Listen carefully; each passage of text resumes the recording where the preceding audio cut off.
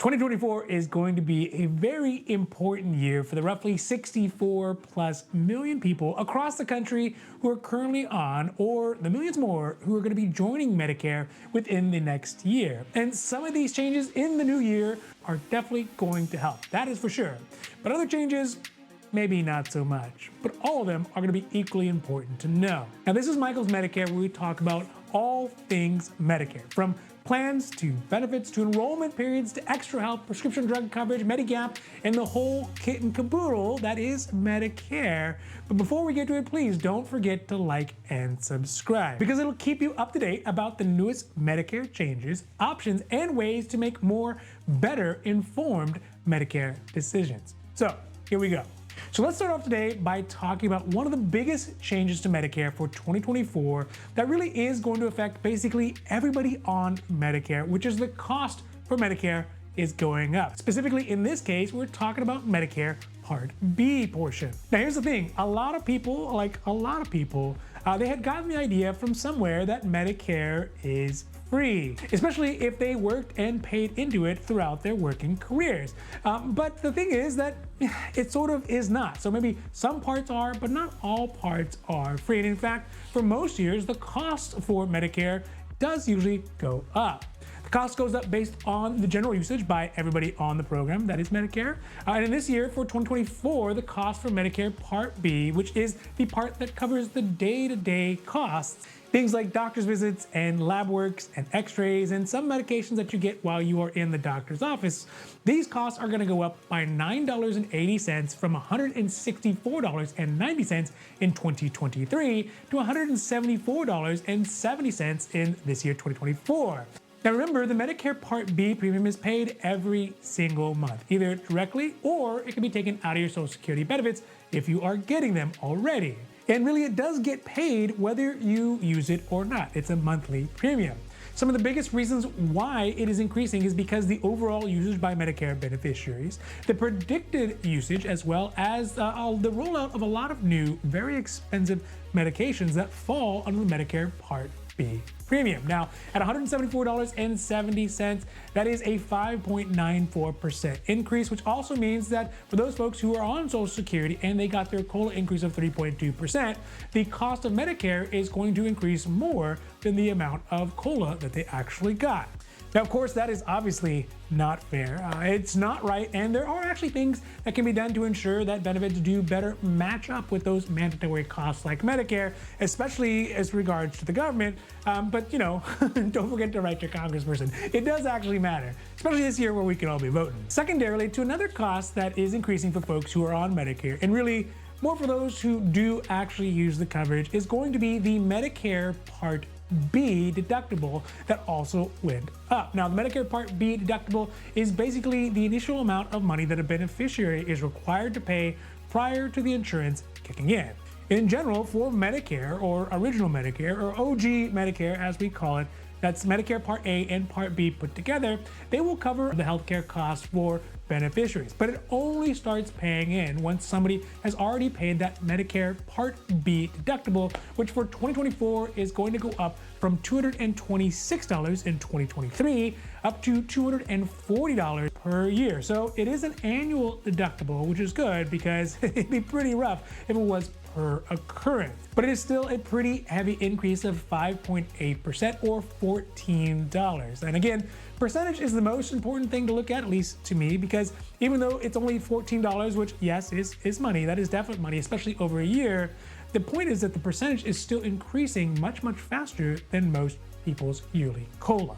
But luckily this year does still bring some good news for Medicare beneficiaries, at least as far as the costs go, because there are some bright sides, especially for somebody on Medicare who is currently taking medications, because there are now some new changes that will mean the cost may go down.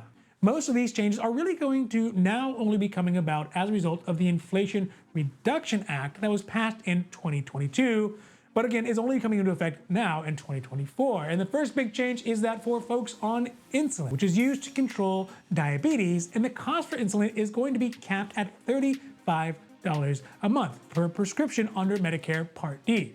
Now, Part D is the portion of Medicare that is used to cover prescription medication. So under the IRA, insulation is going to be capped, which is the first good thing. But the next great thing that is also as a result of the IRA is that for folks on Medicare is the fact that under Part D, the Medicare Part D, for someone who has high prescription drug usage and they hit what is called the catastrophic stage, or the highest utilization of those medications throughout the year on a yearly basis, they will now no longer be responsible for the higher 5% coinsurance for the cost of those medications. Instead, it's going to be adjusted to a lower cost amount, and that will save anyone who's using very expensive medications literally thousands of dollars a year. Okay, so let's move on to another change that often takes people by surprise, especially if they are Medicare beneficiaries who have a pretty healthy yearly income.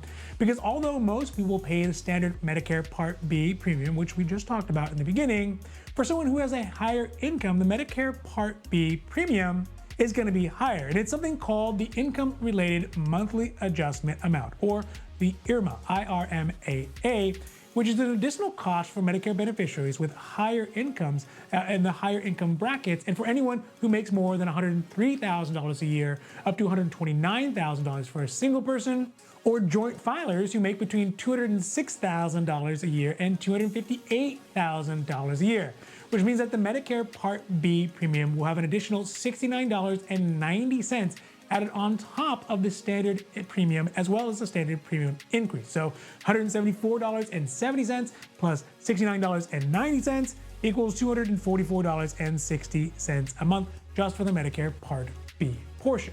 Now, this number will continue to go up. That increased amount of cost will continue to go up for households once they reach a threshold, a maximum threshold of $500,000 a year for a single person, or $750,000 a year for a joint filers. And at that point, the increase will be $419.30 added on top of that $174.70, which puts it at $594 a month, which is a lot for sure, but it is definitely still way less expensive than what someone would pay for if they just bought health insurance on the open market outside of Medicare. So I guess you kind of got that plus. Now, last up for today, and sort of on the flip side of the income spectrum, specifically here in California, and this is going to be a big, hairy deal to help out so many Medicare beneficiaries in California who are struggling with their Medicare costs, which is that the asset limit. So like how much money you have in the bank, or if you own a car, if you own a tractor, or if you own your own house, these types of assets will no longer be counted against a person when they are applying for financial assistance through the state's Medicaid program, which we call here in California Medicaid.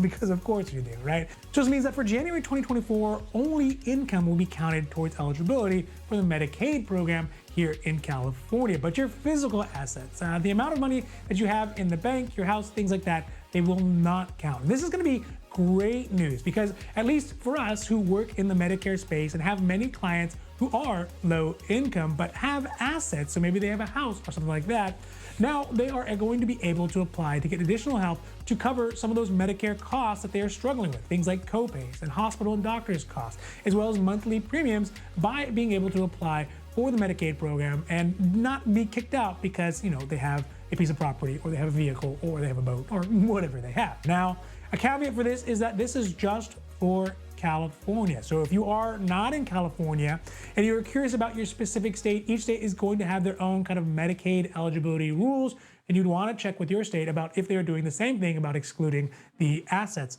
from the eligibility. All right, so that's going to be it for today's for Michael's Medicare. And if you have additional questions, or you want to get more information about your specific situation, feel free to reach out to us at the information below in the comments, or give us a call, or even check out a lot of our great videos on the socials. That's the YouTube and the Instagram. So for Michael's Medicare, I'm Michael. Hoping you have a great day, and goodbye.